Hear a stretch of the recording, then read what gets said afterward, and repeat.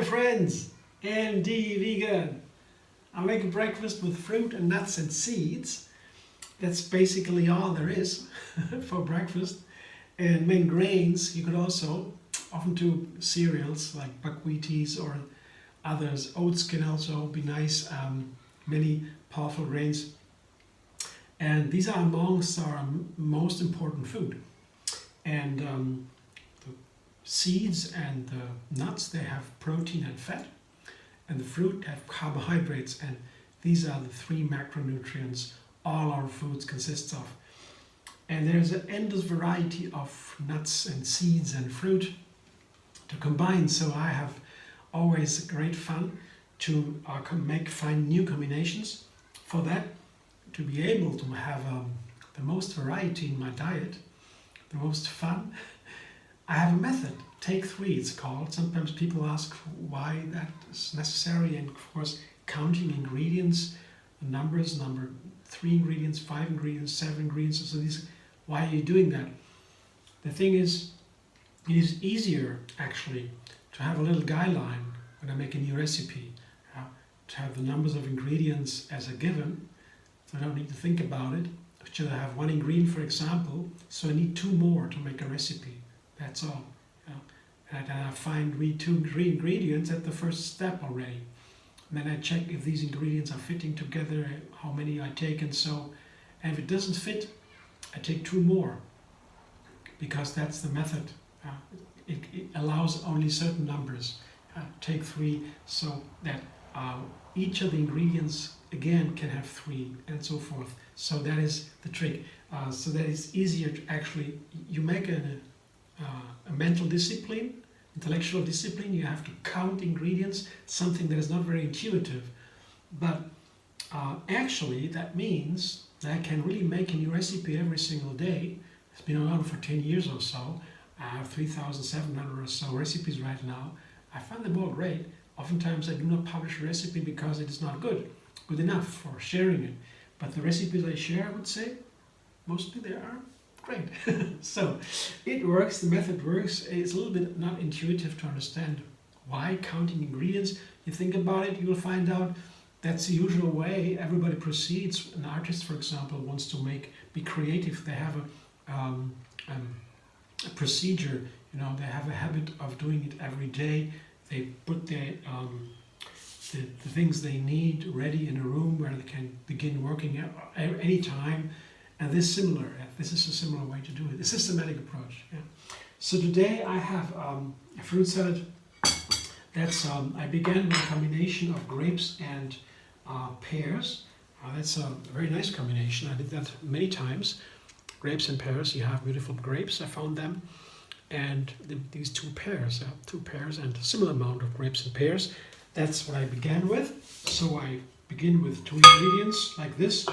Pairing, for example, and I try to find a 3rd one. And today I have 2 groups of ingredients. I have these 2, and I add bananas and red currants. That's a wonderful combination to me. This is sweet and soft, and this is crunchy, like a little bulb. Sour, sweet sour, and I add these, and then I have hazelnuts and pomegranate seeds. How to open a pomegranate I show you in another video. It's a messy when you do it the wrong way, but it can be easy if you do it the right way, and I show you that in the video. The idea is you cut along the lines inside this pomegranate, and these lines separate the pomegranate in segments. Along these segments you find a white skin, and this skin is bitter and you would take it out. So when you cut along these lines where the skin is, it's very easy to open without making a mess. Otherwise you have the color, red color all over the kitchen and your clothes. But I show you that in other videos, linked on this one. And hazelnuts. And these kind of seeds here, there are seeds inside. Also a wonderful combination. I will put some of them on top of the fruit salad, I take out some of the red currants. So decoration, I have a decoration then. And also some of the hazelnuts. So that's for the decoration. So here now I have a rich fruit salad with 6 fruit, nuts and seeds. Basically all I need. As I said, macronutrients. And 2 groups. 6 is 2 groups, each has 3 parts, 3 ingredients. And so there's 2 groups, 3 each. And the third group, again, take 3 means always 3 is the main number. So 3 groups, each group has 3 ingredients again, and the dressing 5.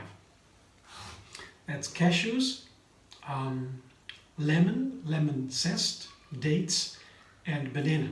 And that's 5 ingredients. Water is free, I don't count it. Should be free for all, I say. No, I don't count it, but that's a joke only. I don't count the water.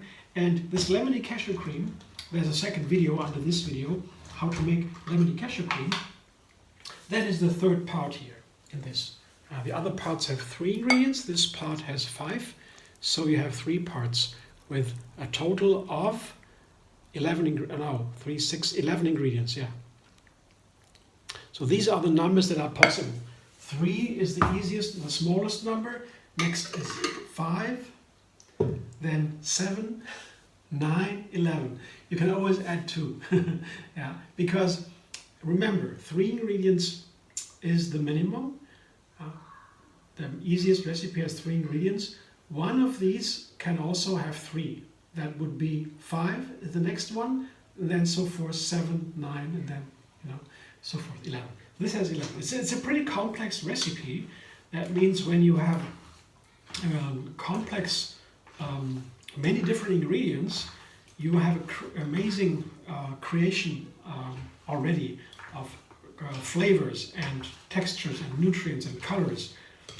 And so that was the motivation in the first place to use small numbers of ingredients, because when I began making recipes for others, I found recipes from others and took these recipes.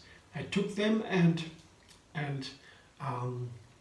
they were great, but I had only 10 or so, 6, 8, 10 recipes. I always cooked for others.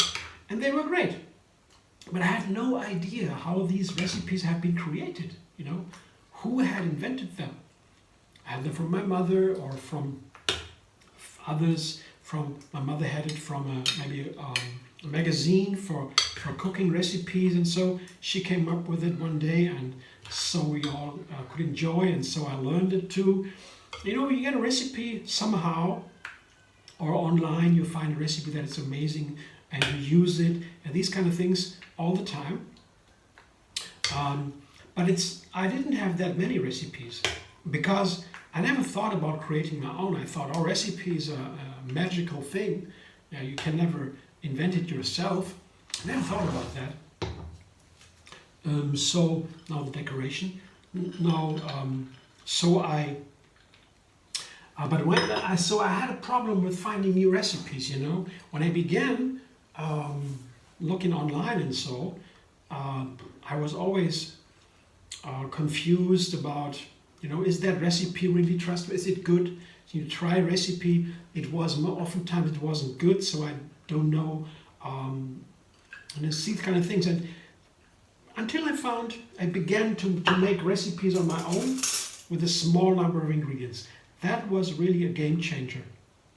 And that is a long story then to tell how I came to the method take 3. But finally, there was the motivation to make it easy to make my own recipes, because when you have only 3 ingredients, it's very easy to understand. You don't need measurements, there's a little bit more of this, a little bit less of this, so that's it. But when you have 10 ingredients or 11 like here, and you don't really know how this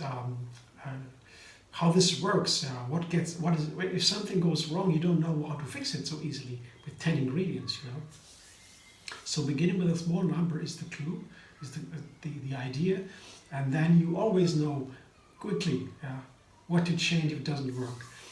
and then you go to the next step and next step, and so you end up with a great number of ingredients, but you exactly know how you got there. So creating recipes is easy. You have just to know how to begin.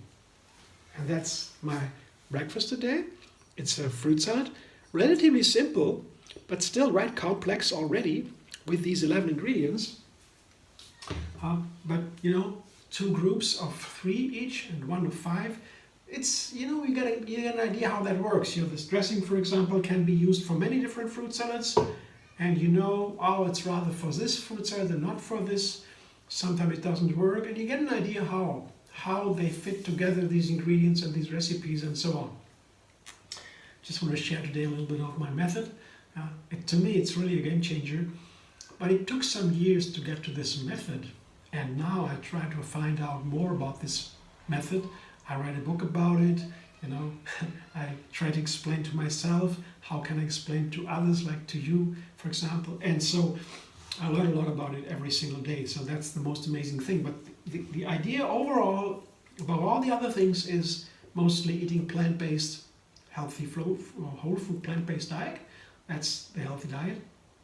And get with a great variety of the ingredients, yeah? As many plants as I can, I want to put into my menu, because that has people have always eaten like that in the nature. They have made studies about that, and for example in America, before it was inhabited by the American people today, there were original indigenous people. How did they live? They had a lot of variety, great variety of plants. They ate 3,000 different plants a year, each of them. You know, that was normal in this rich nature. Today, in a supermarket, if you buy your food in a supermarket, like most of the people here, maybe eat 30, 40, 50, 60 plants a year. Yeah. That's 3,000 against 50 or 60. That's a difference, right? And of course, guess who's more healthy? I mean, you know, not talking about medicine and prolonging the life with all kinds of things. And so, I mean, healthy body in nature is perishable also, because you can have an accident, animal eats you or something. These kind of things can happen, or you break a bone and then there is no medicine and then you're done. Of course, that's a different story. Yeah? But you know, but just for the moment, it's so healthy to have a great variety of food, of different plants, and science is catching up. We learn about that a lot more and more, and that all began always veganism. Yeah? The veganism became a global movement when medicine, big medicine, Harvard University and so made these first big studies about that there are health benefits actually of plant-based food. In 2014, the first study came out, or 30, I don't know. And then the global movement began, or it took off. Yeah. And then the science took off, and more research on what kind of food is really healthy and so forth. That continues. We're just beginning to learn them so much, but these kind of recipes here, where I combine all kinds of plants, they also help me to get an understanding about our food, the plants. I don't think we have that much knowledge so far in our science today. But thanks for watching. We are all learning, I hope. It's my encouragement for you. And I hope you enjoy. And if you like my video, maybe like, subscribe, MD Vegan on YouTube, have another recipe every single day, and find me on Facebook, Instagram, Pinterest, and Twitter.